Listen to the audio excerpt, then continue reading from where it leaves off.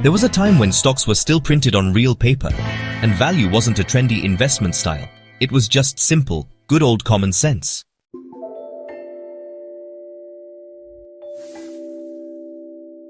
Today they say, value? That's old, boring, slow, for grandmas and grandpas. But what if solid dividends and an honest low valuation aren't old-fashioned at all, but simply timelessly smart? Value investing is like a good old record player. No digital hype, no short-term noise. What do the masters of value look for? Very simply, a rock-solid company, a fair or even better, a cheap price. And then, patience. Lots and lots of patience.